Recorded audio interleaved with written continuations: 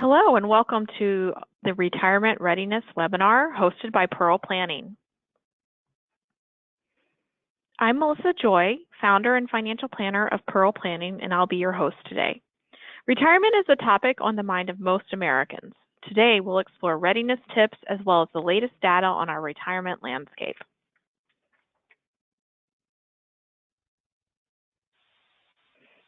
Whether wondering when you can or should retire, what you're doing in retirement, how long you will need your money or it can last, retirement preparation is a critical topic for Americans for decades of their life. Today, we'll explore some recent statistics on retirement readiness. We'll show you the framework for retirement finances, and then explore 5 actions and thoughts that you can take to stay on track.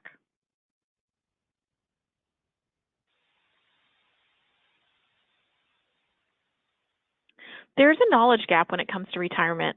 People have a lack of confidence in terms of knowing whether what they're doing is right. They aren't certain how much they need to put away for retirement, how they should invest that, and how things need to be adjusted over time.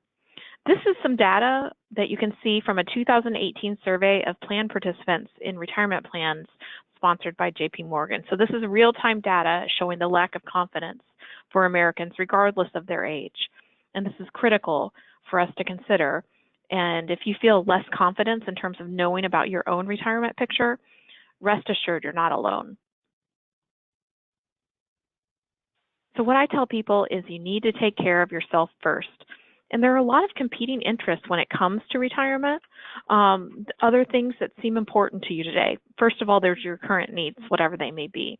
If you have kids, their education costs may be top of mind, big expenses or health care, taking care of family. So I like to remind people that you need to put your future self in the top of your order as well as those other competing needs. Just like on an airplane where they tell you to put the mask over yourself before you help others. You don't get a second chance to save for retirement. It's not something that you can borrow for when you get into that moment. So it's really critical that you're thinking in advance about your own retirement needs. So when we think about things, there's a perspective in terms of retirement and planning and the actual process of financial planning. First, you look at your current financial picture in retirement, and I'll tell you, I start working with people in a variety of ages. Sometimes it's wonderful when you can work with them in their 20s or 30s, but sometimes people come to me right up until retirement. But what you're able to do is first evaluate your current circumstances, kind of take a pulse of how you're doing. And then you subject that current picture with projections into the future. And typically nowadays, financial planners use statistical analysis to evaluate that. And then finally, you adjust to improve your retirement picture by taking proactive incremental steps and making adjustments over time. This is where the role of a financial planner can help people have more knowledge about their current state of retirement preparedness on an individual level, as well as provide recommendations for steps that can be taken over time to get to that retirement goal on your own terms. So there are a lot of different competing interests when it comes to retirement, and some people may have different priorities than others. So some of the things that you need to consider is what type of lifestyle do you want? Do you want a different lifestyle in retirement than you have currently? Is it going to be a bigger lifestyle or in terms of the costs of your lifestyle in retirement or vice versa? How much risk are you willing to take on when it comes to your investments? That certainly will have an impact over time, especially a long life, on how much you might be able to spend. Is there money that needs to be given to others either now because of a need or a desire to give? Or also, do you want to leave funds in an estate for an inheritance, for gifts to charities or to your family members? Certainly there are unknown risks. We'll talk about some of those during the presentation. And then how important is it for you to retire on a certain date? So some people come to me and say, just tell me how I can retire tomorrow. But for others, they love what they're doing and they just want to know that they have the choice of whether or not to retire so that it's really in their hands. They're not working in order to get to some retirement finish line, but they're doing it for the love of the game or the love of their career and job. All of these are factors, and depending on your perspective, maybe that retirement date is all that matters to you. Just tell me how much or little I can spend in order to get to that date. And for others, it's tell me how I don't have to adjust my lifestyle that much in retirement. Any of these are valid, and you just need to know that you can't prioritize all of them as number one. So you kind of create a hierarchy of what is most important to you. And then you need to understand more about your cash flow and spending, especially if there's not always money left over at the end of every month. What are your essential expenses and needs versus wants, things that it would be nice to have, but that are non-essential? And I'll tell you, for some families, so things on this non-essential list are absolute musts. So everything is flexible. This is just a kind of an example. And my goal is to incorporate as many of both needs. Of course, you have to get those basic hierarchy of needs things down, the things on the bottom of the triangle. But of course, then it's nice to incorporate wants and get the quality of life that you're really looking for in retirement. And everyone's different. They may have a different amount saved, but they also may have different expectations of spending. So that's what we evaluate during the financial planning process. Also, of course, it matters what sources of income you'll have. I'll tell you, it's really valuable when you are able to know that there will be some stable income in retirement. And this can come in a variety of forms. Social Security, of course, is the most prominent, or I should say prevalent. And then, some Americans still have pensions, which is wonderful for fixed income. You may plan to work during retirement or have some other form of income. Maybe it's some deferred compensation.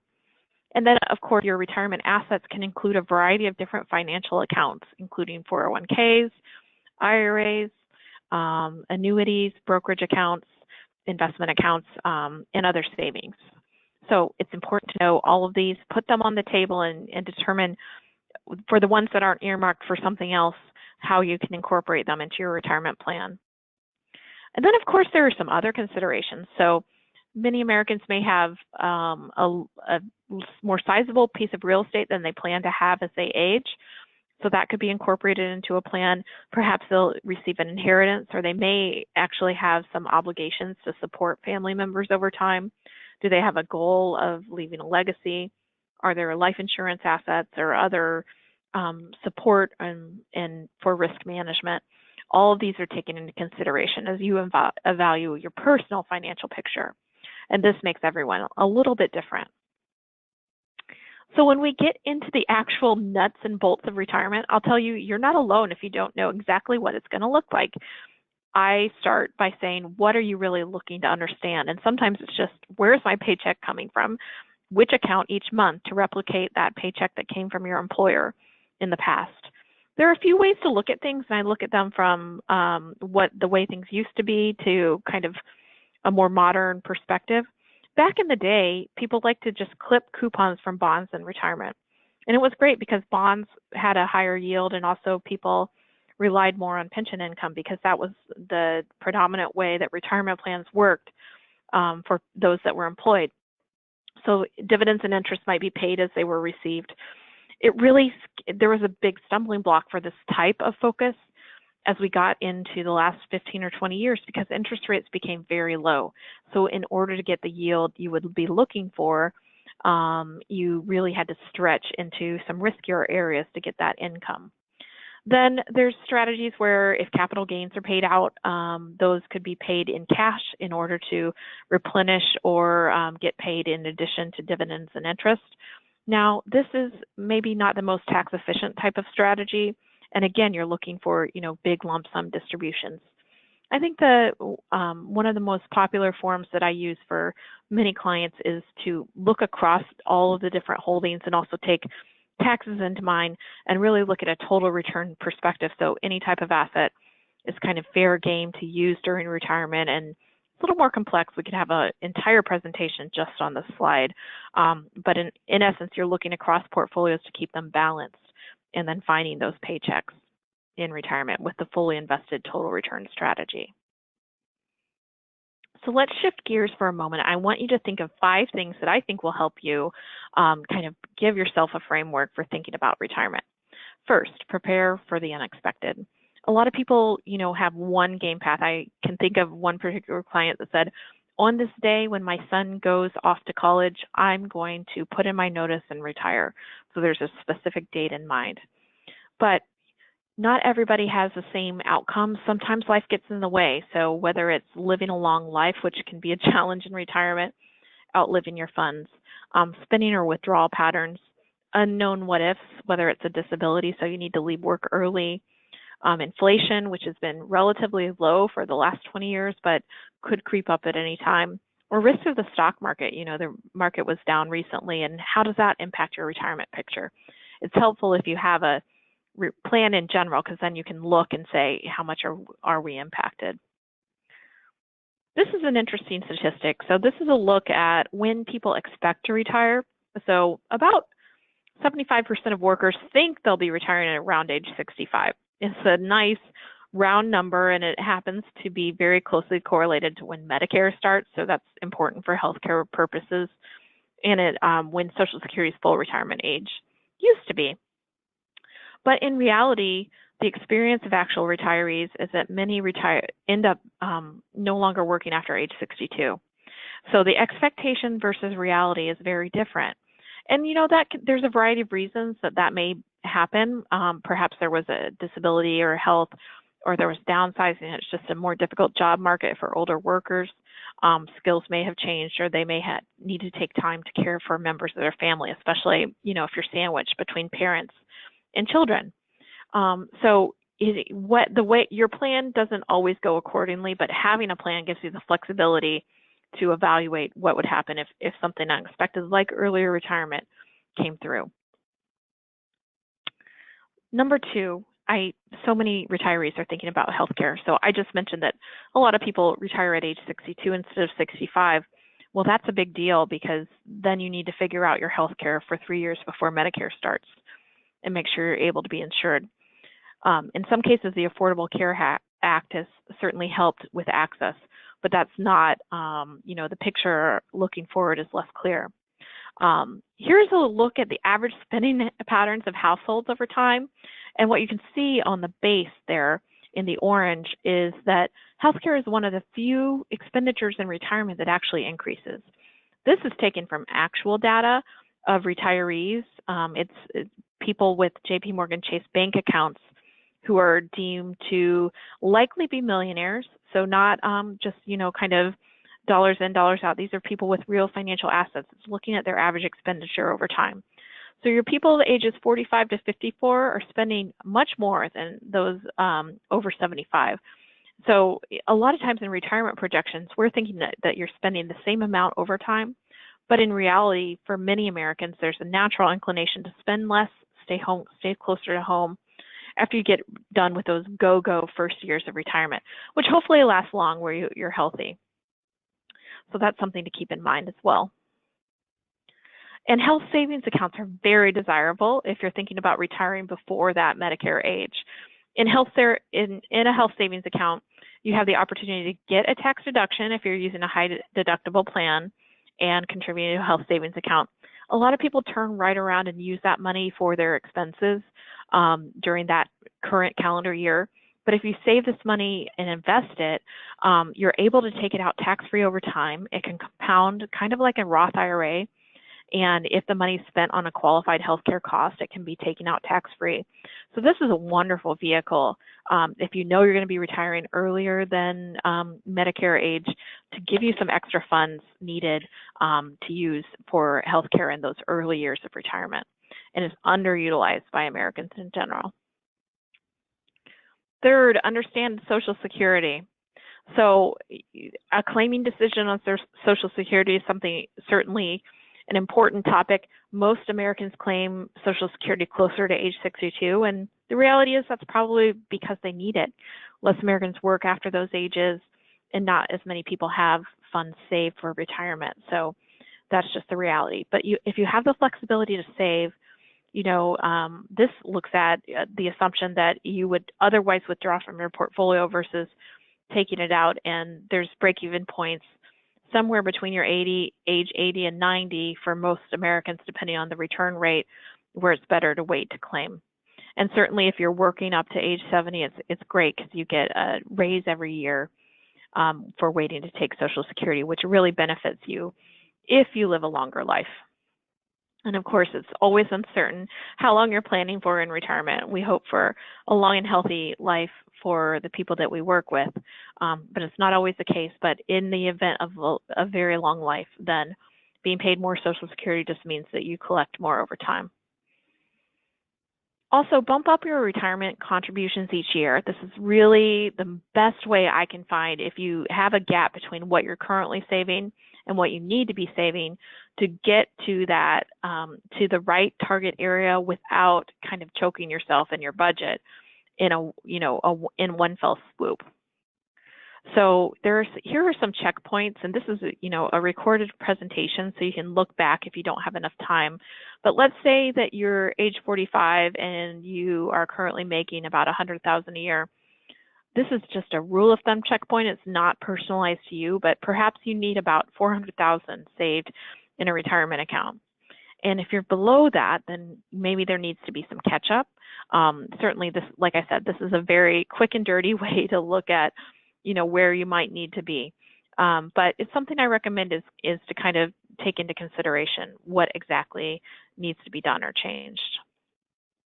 Also, the more you save, the less your kind of lifestyle dependency is incumbent on your full income in retirement. So I always look at people that might not necessarily be maxing out their retirement plans and they're very close to retirement, making a high income. And, those are tough cases to make work when there hasn't been a lot of extra savings outside, because it tells me they're pretty much spending everything they make or a lot of it. So you can see here, if pre-retirement you're making $150,000 in income, let's say you were maybe saving 6% of your income in retirement plans. So you're saving about, $7,500 a year or more, $8,000 or $9,000. And then you also have a reduction in your expenditures. Maybe you don't need to keep your work wardrobe quite as nice. You're not driving quite as much. And then taxes go down too when you get to a point where you have less earned income. So, here's your replacement rate. Maybe you only need 74%. And then you've got some Social Security. Maybe you claim at the exact same time that you retire. So you only really need to replace about 50% of what you were making before out of your outside funds. Now, for everybody, this is going to be different, but let's say you hadn't been saving this 6%. Well, that means that your replacement rate goes up, the amount you need to privately save goes up, and you have less savings, right? Because you haven't been saving as much. So that's something to keep in mind. Everybody's equation here is different, but it's certainly helpful to be saving more. It both prepares your lifestyle for retirement as well as gives you a bigger bucket to spend from. Number 5, retirement is not only about the money. So many people are so focused on how are the numbers going to work in retirement, whether that's a big stressor for them or just, how they kind of feel like they've been giving themselves a pat on the back. But what the heck are you going to do in retirement? Retirement is the 10th most stressful life event out of 43 in a psychological journal. It's a really high stress event, and the reality is, how are you going to fill that day? Are you going to live a life with purpose, or did a lot of your identity have to do with your work? It's a really interesting conundrum, and there's emerging, kind of thought leadership that comes along with it. In fact, our March webinar is going to be on this very topic. We're bringing in an expert who originally had done coaching on determining what the right career was for you, and now he's kind of pivoted as he's approached retirement to talking to people about having an appropriate, purposeful, meaningful vision for how they will live their life in retirement. If you don't address those non-financial issues, how are you going to be happy in retirement? It's not something that just naturally happens on its own. So I think if you are scratching your head, or if you're one of those Americans like I described, who the majority of Americans are just uncertain about where they're at with retirement, the decisions they need to make, I would recommend considering working with a financial planner. You get the opportunity to have this statistical, professional analysis of your current retirement plan. They hopefully will incorporate the knowledge of current retirement trends, like that spending downward behavior that happens with many Americans. You can have tax-aware withdrawal strategies. Some decisions will leave you with more after-tax money than others. They can help you to create a retirement paycheck that you're really looking for. And then no financial plan or retirement plan works unless you go back and revisit it every once in a while. So you need at least annual ongoing financial checkups to make sure everything's in order. And they help you manage the juggle. So when I reminded you to put the oxygen mask on yourself first, the reality is that there are many things on your list, whether it's financial or just life. And the role of a financial planner is to kind of manage those competing interests when it comes to your money. So again, if you have questions, I hope you enjoyed our presentation on retirement. My name is Melissa Joy, and I'm happy to respond to your questions if you just send me an email or give the office a call. I have some important disclosures that I always need to share with you, talking about the data and everything that we've shared today. And then if you want to follow up, don't hesitate to contact us for meetings, or you can schedule a meeting directly from our website at pearlplan.com. Look to the bottom, there's a schedule a meeting button. This year we have a weekly financial series on our Facebook page and LinkedIn pages. It's called 52 Pearls, and you can find it on facebook.com/pearlplanwealth. And with the 52 Pearls, each week we provide an incremental, approachable, actionable idea that can help to improve your financial life. It's built for anyone, so we hope you'll enjoy that. And stay tuned on our events page for future webinars and events.